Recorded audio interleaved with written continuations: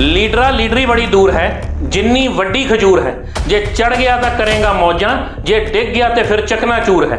पंजाब की सियासत में फिर मच गया है तूफान। जिस नाम को कांग्रेस की हार का जिम्मेदार बताया जा रहा है, वही नाम अब बीजेपी की गलियारों तक हलचल मचा रहा है।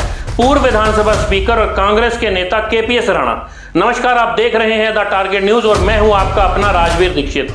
हाँ, वही केपीएस राणा जिन्होंने श्री अनंतपुर साहब सीट से 48,000 वोटों से हार के बावजूद अपनी राजनीतिक पकड़ इतनी मजबूत रखी कि आज भी पूरे जिला रूपनगर में उनकी चर्चा है।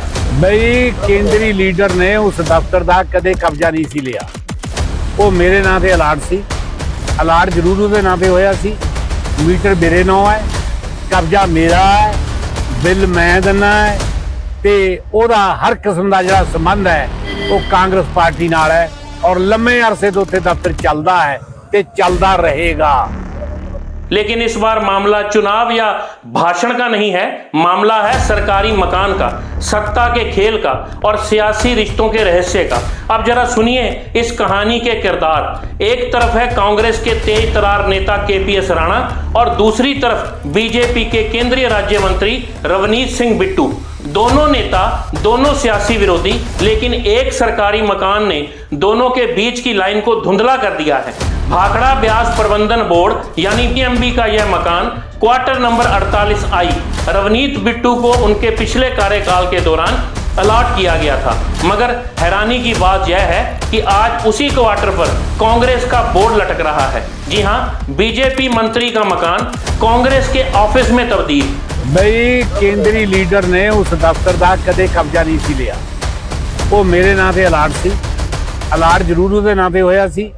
मीटर मेरे नां है, कब्जा मेरा है, बिल मैं देना है ते ओदा हर किस्म का जिहड़ा संबंध है वो कांग्रेस पार्टी नाल है और लंबे अरसे तो उत्थे दफ्तर चलदा है ते चलदा रहेगा। अब जरा सोचिए, एक तरफ बीजेपी और कांग्रेस मंच पर एक दूसरे के खिलाफ जहर उगलते हैं और दूसरी तरफ अंदर खाते में सौदेबाजी चल रही है। क्या यह महज अफवाह है या कोई बड़ा खेल? सवाल यह भी है, आखिर बीजेपी के ही एक वरिष्ठ नेता ने फोन करके क्यों कहा फिलहाल मकान खाली मत करवाओ? कौन है वो बीजेपी लीडर जो पर्दे के पीछे राणा का साथी बना हुआ है? क्या सत्ता के गलियारों में कोई गुप्त समझौता चल रहा है या फिर यह सिर्फ उस सिस्टम की पोल है जहां रिश्ते, सिफारिश और सत्ता ही तय करती है कि कानून के लिए है और किसके खिलाफ? अब राणा का कहना है बिजली का मीटर मेरे नाम है, बिल भी मैं भरता हूं, लेकिन सवाल उठता है जब मकान बीजेपी मंत्री के नाम पर अलॉट है तो बिजली का मीटर राणा केपी के नाम पर कैसे? क्या बीबीएमबी के अफसर सो रहे हैं या किसी दबाव में हैं? और यह तो सिर्फ एक सिरा है।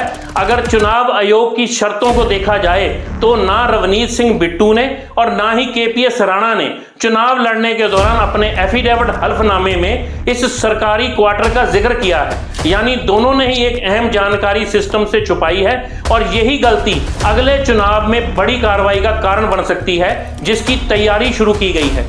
पंजाब की जनता अब सवाल पूछ रही है, क्या यही है नेतागिरी, जहां जनता बिजली पानी के बिल भरने के लिए लाइन में खड़ी रहती है और नेता सरकारी मकान को अपने पार्टी ऑफिस में बदल देते हैं?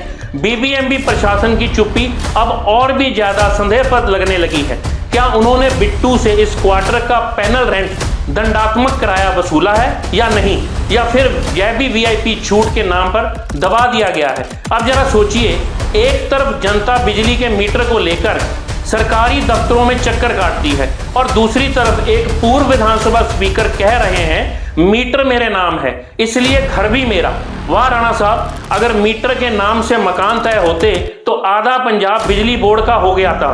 सच यह है, पंजाब की राजनीति में अब सीमाएं मिट चुकी हैं। राणा जैसे नेता, जिन पर कांग्रेस हाईकमान ने पहले से ही नाखुश है, अब भाजपा से संबंधों को लेकर फिर चर्चा में है। कुछ सूत्रों का कहना है पंजाब विधानसभा चुनावों के बाद जब कांग्रेस सत्ता से बाहर हुई तो सबसे पहले जो नेता पंजाब से बीजेपी में शामिल होने गए उनमें केपीएस राणा का नाम सबसे ऊपर था। लेकिन बीजेपी हाईकमान ने राणा की छवि का आंकलन करवाया और साफ कहा धन्यवाद पर हमें आपकी जरूरत नहीं। यह जानकारी समाचार पत्रों में भी प्रकाशित हुई। अब यह वही राणा है जो कांग्रेस के अंदर भी विवाद का कारण बन गए हैं। कांग्रेस पार्टी के कुछ वर्कर खुलकर कह रहे हैं राणा ने जिला रूपनगर में कांग्रेस को नुकसान पहुंचाया। यानी साफ है अब राणा ना इधर के रहे ना उधर के। अब सवाल यह नहीं कि क्वार्टर नंबर 48 आई किसके कब्जे में है, सवाल यह है सिस्टम किसके कब्जे में है। बीबीएमबी जैसे संवेदनशील संस्थान में अगर अफसर किसी फोन कॉल से फैसला बदल सकते हैं तो फिर जनता किससे उम्मीद रखे। यह सिर्फ एक आवास विवाद नहीं, यह राजनीतिक नैतिकता का पोस्टमार्टम है। केपीएस राणा के समर्थक कह रहे हैं वो तो ईमानदार हैं, उन्होंने सब कुछ खुलेआम बताया, लेकिन सच यह है कि अगर मीटर आपके नाम पर है तो मकान पर कब्जा भी क्या जायज हो जाता है? ऐसा कानून किसी देश में नहीं। और रवनीत बिट्टू, उनके लिए ये सवाल और भी गंभीर है क्योंकि वो अब केंद्रीय मंत्री हैं। क्या उन्होंने बीबीएमबी को मकान लौटाने की औपचारिकता निभाई? अगर नहीं तो फिर यह एक सरकारी संसाधनों का दुरुपयोग है जो सीधे सीधे लोक सेवक नियमों का उल्लंघन है, जिस पर उनके खिलाफ कभी भी कार्रवाई हो सकती है। अब यह मामला सिर्फ रूपनगर तक सीमित नहीं रहा, यह बन चुका है पंजाब की राजनीति का नया हॉटस्पॉट। बीबीएमबी आवास विवाद अब नेताओं की साख, पार्टी की निष्ठा और प्रशासन की ईमानदारी तीनों की परीक्षा बन चुका है। आने वाले दिनों में क्या बीबीएमबी इस मकान को खाली करवाएगा? क्या चुनाव आयोग दोनों नेताओं पर कार्रवाई करेगा? क्या कांग्रेस हाईकमान राणा को पार्टी से बाहर का रास्ता दिखाएगा या फिर इस पूरे खेल का पर्दा डाल दिया जाएगा किसी नई सियासी ड्रामे से?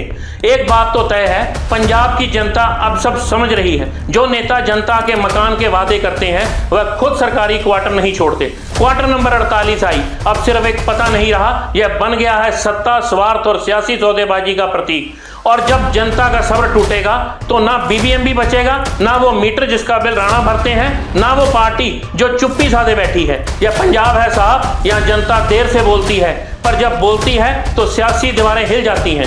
अब तय करना है आपको। अगर इसी तरह की और खास जानकारी आपको चाहिए तो इस खबर को अभी करें लाइक व शेयर और देखें नई अपडेट।